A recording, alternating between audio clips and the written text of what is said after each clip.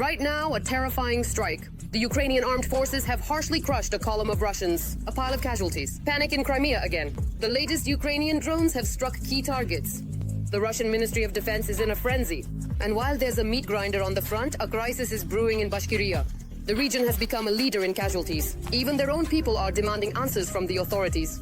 All of this and more in our segment, Hotspot.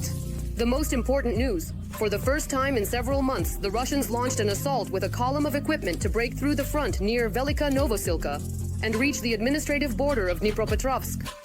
The Ukrainian armed forces gave a fierce response. But this is just one assault out of dozens in a day. Exclusive footage from the very heart of the war. Watch. The Russians staged a provocation in the temporarily occupied Donetsk to accuse Ukraine of violating the ceasefire. This was reported by the Center for Countering Disinformation at the National Security and Defense Council of Ukraine.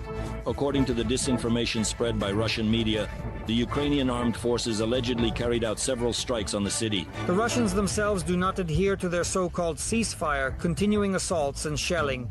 The goal of such disinformation is to accuse Ukraine of unwillingness to move towards peace and to create an image of Putin as a supposed peacemaker. Ukraine, under the corresponding conditions, acts and will act only in a reciprocal manner. From the message of the Center for Countering Disinformation at the National Security and Defense Council of Ukraine, all facts of shelling, specifically the strikes, casualties, killings, and injuries, all must be documented today and presented to the International Commission, primarily to American colleagues, Europeans, and at the international level. And then show the media so they remain silent and display the full range of specific facts. Otherwise, Russia will now form a clear position to discredit Ukraine and use, so to speak, its provocative methods to accuse Ukraine. We need to show these facts to the whole world, to our partners, and, of course, to Ukrainians and even Russians from the very beginning. In the Lyman direction, under the guise of a ceasefire, the Russians are trying to establish routes for heavy equipment to cross the Chorny Jerebets River. This was reported by the soldiers of the 66th Separate Mechanized Brigade. The day before, Ukrainian fighters destroyed a setup for deploying temporary roads there. And today, the Russian occupiers are clearing the crossing of the remnants of destroyed equipment, involving more than 10 people in a specialized machine. In other directions, deep state analysts report that the Russians are actively demining the area, delivering supplies, reinforcing equipment positions, and removing the bodies of fallen invaders. Meanwhile, in the Kramatorsk direction, the enemy attacked in the areas of Chasiv Yar and towards Stupochki and Bila Hora. In the Toretsk direction, the invaders attacked in the areas of Druzhba and Toretsk.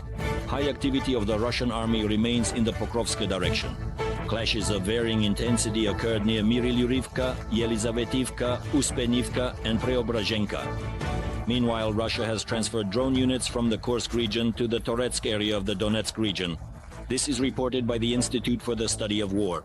Currently, these units are operating in the direction of Kostiantinivka. Analysts suggest that the Russians may focus on assaults in the direction of this city in the spring or summer. Russian troops in the Pokrovsky direction have suffered significant losses and are forced to retreat. In the operational group of troops Kortitsia, it was noted that even for an attempt at an offensive, an entire motorcycle unit was deployed, which was completely destroyed. The Russians are not achieving success in this direction despite the significant resources they are concentrating on the assaults. The enemy does not have specific results on practically the entire front. So, in this situation, we see that they are trying to differentiate their methods. That is, to act unconventionally. That is, these are strikes. For example, previously they were with KABs, unmanned aerial vehicles, but also attacks by small groups. But we have mastered all of this. We are also learning effectively destroying these resources. And the enemy is no longer advancing anywhere. The Russians are pulling their wounded, whom they finished off. Now they are going into the bushes. We are sending drops. The fruit orchards of Donetsk have become a battlefield on this section of the front. A group of 7 people is moving towards our positions. They are now being targeted. 7 is not a small number, the fighters say. The goal of these enemy soldiers is to reach the positions of our infantry, by any means, even if it's just one of the assault troops. They accumulate, and then make a dash. Accumulating and immediately trying to break through on all sides. They persistently advance, the soldiers say, even trying to move forward when wounded. It seems like there's no way back for them, our fighters say. The drone operator provides evidence of this. At night, when they repelled a similar assault, one of the wounded occupiers didn't even try to call for evacuation. He chose another path. You can see him lying there, turning over his rifle. Before that, they dropped shrapnel on him and it got to him. He decided to shoot himself. Perhaps it's easier to die that way than from shrapnel. Probably not as painful for him, and no one rescues them. They abandon all their wounded, not taking a single one. Along the same forest strip, a new group of assault troops advances in the morning. Our reconnaissance drones constantly keep them in sight. There should be even more of such drones in the unit. The pilots equip an attack, FPV. The enemy is still several kilometers away from our trenches, so there is time to lure the Russians into the so-called kill zone. And here is the result of another hit on a Russian soldier. Right now we worked live and it caught fire. The accomplices of this Russian are somewhere nearby, but they don't even try to help him. They just leave him among the trees and simply move on. This is what is called a meat assault by the occupiers, say our military. If one assault group doesn't reach our trenches, they immediately send a new one. And so it goes on without stopping. The lifespan of a single Russian in such an assault is just a few hours. One of them is a 200, one is a 300, and we are currently searching for the others in the bushes. But this question is a matter of half an hour to an hour, and we will eliminate them. Their lifespan is up to several hours. Their task is to reach the border of the Dnipropetrovsk region. And although there are only a few kilometers left to the region's border here, the Russians cannot overcome them. According to our information, they had the task of reaching the borders of the Dnipropetrovsk region by the end of March. That is, to take some strategic supply objective. It is absent here. I think that the main task is primarily to enter the Dnipropetrovsk region for the first time since the beginning of the war. In one of the clearings, 800 meters long, we counted more than 100 enemy bodies as casualties. But the enemy continues to move along this clearing. Here's another strike on enemy soldiers. The group of Russians is practically defeated. The soldiers of the 72nd Brigade, named after the Black Zaporozhians, did not let them reach our infantry. This brigade has recently reinforced the direction. This is already the third enemy standing against us. Our battalion alone inflicted losses on more than 400 enemy personnel and over 10 tanks, as well as 30 units of armored and lightly armored vehicles. Approximately 2 battalions. Before this, they tried to move exclusively with manpower. Then they brought in equipment, and for the first time, in about the last month, the enemy used 10 units of tanks and armored vehicles, which had not been seen in this direction for several months. But in the village behind these Russians, our drones are detecting new occupiers. Drones can't reach there, but artillery can. There are a few minutes left until the command fire, but our fighters cancel it. The drone pilot sees 2 women walking between the ruins on the street. We don't do anything to them. They continue living there. There is a child in the southern part, about 10 years old. To avoid hitting the locals, our forces don't fire, and they have no choice but to wait until the next group of attackers comes out towards us again. Drones should be enough for them, say the Black Zaporozhians. Exclusive. The Ukrainian armed forces have severely destroyed the 112th Guards Rocket Brigade of the Russian Federation. A lot of casualties. There hasn't been such a rout before. Meanwhile, in Crimea, there's new panic. The peninsula is shaking from the strikes of the latest Ukrainian drones. The Russian Ministry of Defense is sounding the alarm, saying they have never seen such UAVs before. All the details right now. Revenge did not take long. These are the shots of the shelling of the 112th Guards Missile Brigade. Look. This is the very brigade that was killing Ukrainians in the city of Sumy on Sunday. Well, here's your answer. Damn. I almost gave birth. I even got goosebumps. It's interesting that for the protection of such an object, the Russians spared the air defense and they are unsuccessfully trying to shoot down the UAVs with rifles. As they say, air defense in Russia is only for the chosen ones. And the drones, as you can see, are flying right on target. Let us remind you that earlier the Ukrainian armed forces struck the permanent deployment point of the 448th Missile Brigade of the occupiers in the Kursk region, who are also involved in the attacks on Sumy.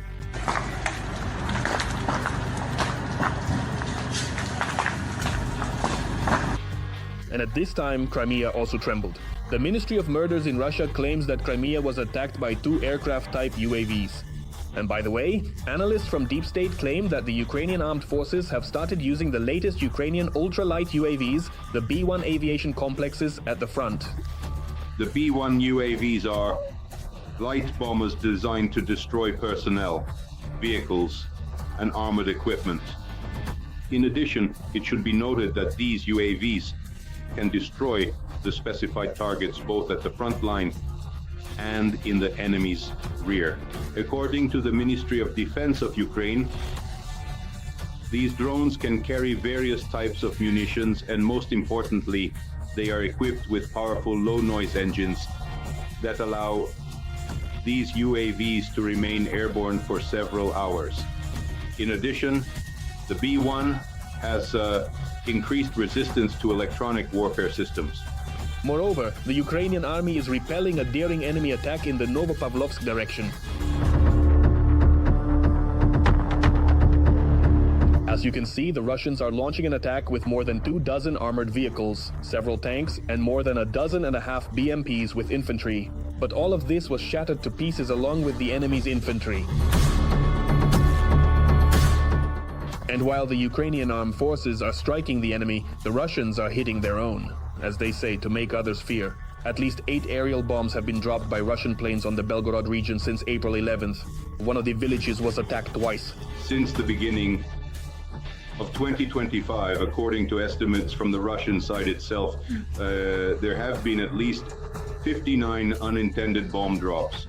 This includes 44 FABs and 7 UMPBs and 3 missiles that have fallen from Russian planes on both Russian territory and temporarily occupied territories of Ukraine. This is evidence that the Russian Federation is effectively facing the issue of the inability to modernize and conduct current major repairs of the Russian Aerospace Forces aircraft due to sectoral sanctions from the United States and EU countries. Moreover, North Korea continues to assist the Russian dictator Vladimir Putin in his aggressive war against Ukraine. According to Reuters, over the past 2 years, North Korea has sent the Kremlin about 16,000 containers with ammunition. It should be noted that North Korea supplies the Russian Federation not only with artillery shells. I will emphasize once again, according to the main intelligence directorate of the Ministry of Defense of Ukraine, this amounts to about 4 million artillery shells. But accordingly, we are talking about the supply of KN-23 tactical ballistic missiles. Plus, accordingly, these are strike drones. In addition, the North Korean side also supplies, accordingly, Koksan 100S NPT self-propelled artillery and other types of military equipment. And you remember that North Korea helps Russia not only with ammunition, but also sends its cannon fodder to the war. Every voice matters. Join our community, support independent journalism, and help us bring you the truth from Ukraine. Become a member of Ukraine today. Join us now. Bashkiria is in shock. The Republic has become the leader in casualties in the war against Ukraine. Horrifying footage has leaked online. Boxes with bodies from Kursk are being loaded one after another. And now, a new twist. Bashkirs fighting for Putin have recorded a bold message, demanding order and expressing dissatisfaction with the Kremlin. Is a rebellion brewing in the region? Details that Moscow is hiding. Coming up next. A video has appeared online showing hundreds of coffins brought from the war in Ukraine to the Republic of Bashkortostan. These are all the guys. Here's a full truck. There are more vehicles ahead. As they say, it looks both funny and sinful. Especially considering how just a few months ago these Cargo 200 were being sent off to war.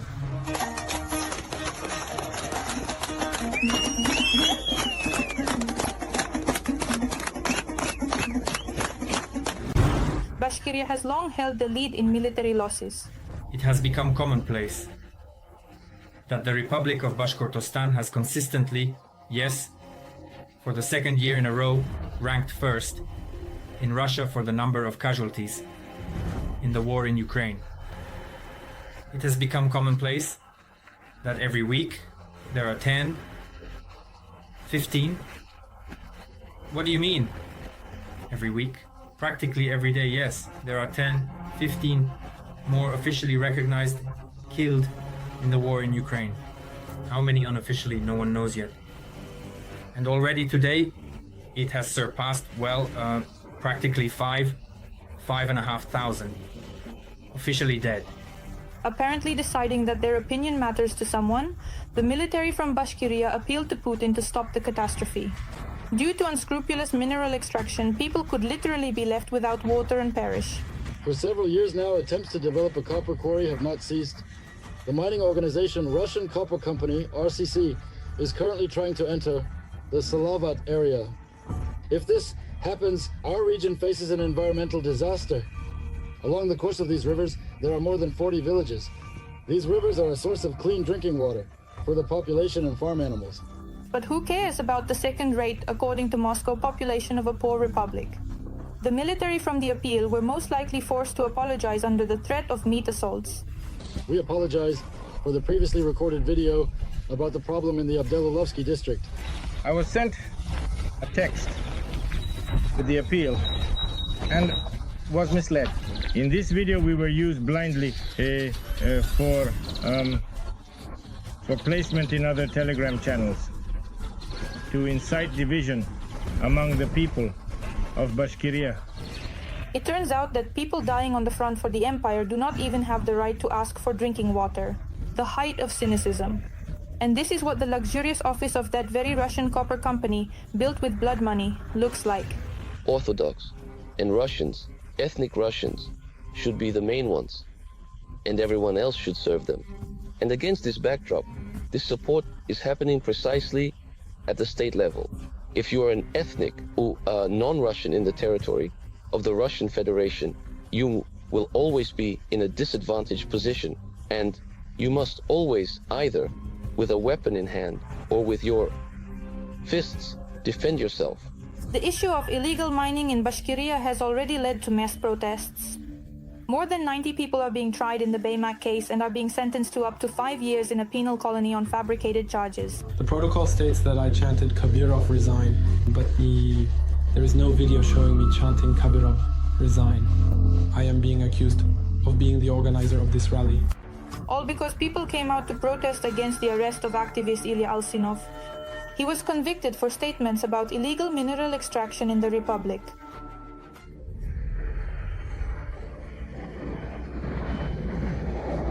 Freedom. If you speak the truth, in whispers, or not at all, then really what's the point of living, working? Information has appeared online that officers of Bashkir nationality are transferring their compatriots to non-combat units to protect them from the abuse of Russian commanders, and so they can continue the national liberation movement in Bashkortostan. Company Commander Veter constantly harasses me, calls me a small caliber. Thorn, because I am Bashkir. What are you fighting for? If you are fighting for the future of Russia, well, yes, you are fighting for the future of Russia as a column, as an empire, and for the future of Bashkortostan as a colony within this empire. In today's attitude of Russia towards us as natives, like some kind of Indians who are prohibited from properly studying their native language, whose natural resources are being extracted, whose national leaders are all imprisoned. Yes, from whom all the powers have been taken away from the Republic. This is what you are fighting for. The fighters of the Bashkort Company, fighting in Ukraine, are calling on Bashkir soldiers to join their side to rise against Putin's authorities and liberate the region. The Russians, as always, fight with other people's hands and risk the lives of those they contemptuously call Bashkirs. Come to us. In our Bashkort Company, you will be warriors, fighting for a just cause. Remember, together we still have to liberate our Bashkortostan. Also, videos periodically appear online claiming that Bashkirs hate Russians and are waiting for liberation from the oppression of the federal center. The Russians will not touch us, they say. They will die for us. When Russia collapses, we will all live better. Perhaps all these people are simply waiting for Moscow to weaken enough so that they can finally assert themselves and reclaim their rightful independence. At this moment, Putin used the Easter truce to advance on the front. The details are simply shocking. On April 19th, the Kremlin dictator pompously announced a truce, and the very next day his army created a real hell on the front. 96 assaults, that's the price of Moscow's peaceful gesture. How is the world reacting to this hypocrisy, and what is the current situation on the front line? Watch. The Russian Ministry of Defense stated, according to Putin's decree, a supposed Easter truce is declared for 30 hours. From Saturday evening to midnight on Monday, Ukrainian President Volodymyr Zelensky emphasized the Ukrainian army will act reciprocally depending on the behavior of the Russian side. If Russia is suddenly ready to truly engage in a format of complete and unconditional silence, Ukraine will act reciprocally, in the same way as the Russian side. Silence in response to silence, strikes for defense against strikes. If complete silence truly prevails, Ukraine proposes to extend it even after the conclusion of the Easter day on April 20th. This will show Russia's true intentions, because 30 hours are enough for headlines, but not for real confidence-building measures. 30 days could give the world a chance. Volodymyr Zelensky, President of Ukraine, on Telegram. And although the Kremlin announced a so-called Easter truce, in reality, the aggressor country itself is violating it. According to the President of Ukraine, Volodymyr Zelensky, reported the President of Ukraine. Combat operations continue, Russian strikes continue. In some directions on the front, Russian artillery continues to sound, not the promise of silence from the Russian leader. Russian drones are being used. Volodymyr Zelensky, President of Ukraine, on Telegram. On the eve of Easter, April 19th, the largest prisoner exchange in recent times between Ukraine and Russia took place. As reported by the Coordination Headquarters for the Treatment of Prisoners of War, Ukraine managed to return 277 people from Russian captivity. Among those released are fighters from the Armed Forces of Ukraine, the National Guard, the State Border Service and the State Special Transport Service. This is already the 63rd exchange since the beginning of the full-scale invasion of the Russian Federation into Ukraine. In total, 4,552 Ukrainians have returned home during this time. Another 529 people were released in informal exchanges between Ukraine and Russia. As reported by the Coordination Headquarters for the Treatment of Prisoners of War, Ukraine managed to return 277 people from Russian captivity. Among those released are fighters from the Armed Forces of Ukraine, the National Guard, the State Border Service, and the State Special Transport Service. This is already the 63rd exchange since the beginning of the full-scale invasion of Ukraine by the Russian Federation. In total, 4,552 Ukrainians have returned home during this time. Another 529 people were released in informal exchanges. You know, I am very happy to see my girlfriend after 3 years. Even when we were allowed to make calls, I couldn't see her. They didn't let me call. And, I don't know how to express what I'm feeling. I'm truly happy that she waited for me. I promised her that if she waited for me, I would marry her. Now I will fulfill my promise. I am very impressed by her. I am amazed. I am amazed at how strong our country is and how it has changed over the past 3 years. When we were coming here, I saw people coming out onto the road to meet and greet us. We are a very strong country, I am sure of it. On March 11th in Saudi Arabia, Ukraine and the USA agreed on a proposal for a 30-day ceasefire.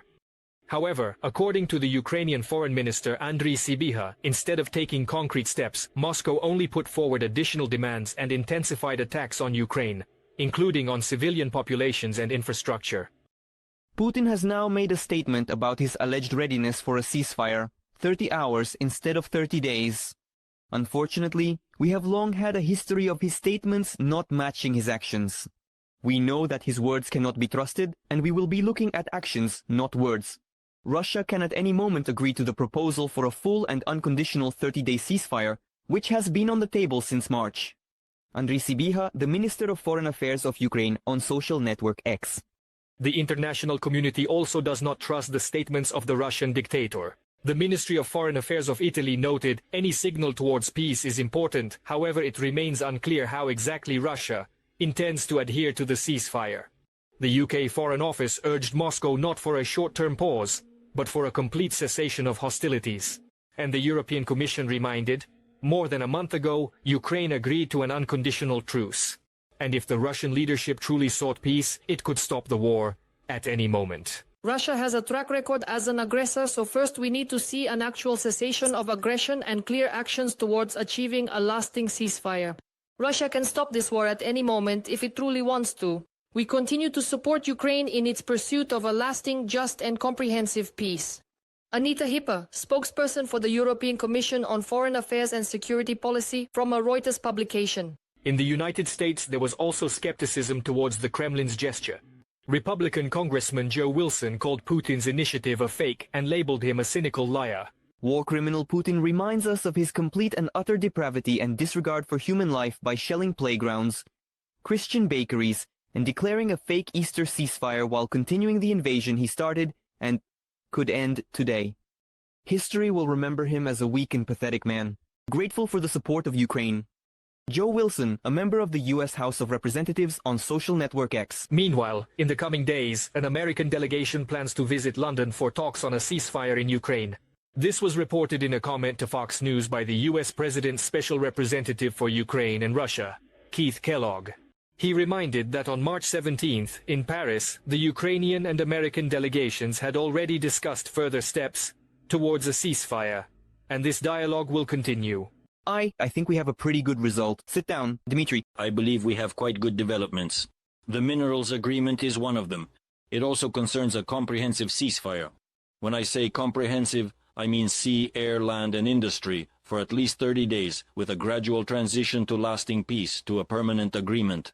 And in my opinion, we are on the right track. In parallel with the negotiations in London, the Trump administration, according to CNN, is preparing another diplomatic initiative. Special Envoy Steve Witkoff plans to hold a meeting with Russian representatives. The goal is to persuade Moscow to support a framework agreement for a ceasefire along the front line. According to CNN, this proposal has already been discussed over the phone by U.S. Secretary of State Marco Rubio and Russian Foreign Minister Lavrov. Nikita Skoblikov, for Freedom TV channel. That's all for now. But for more fiery news from the front, tune in to the next broadcast.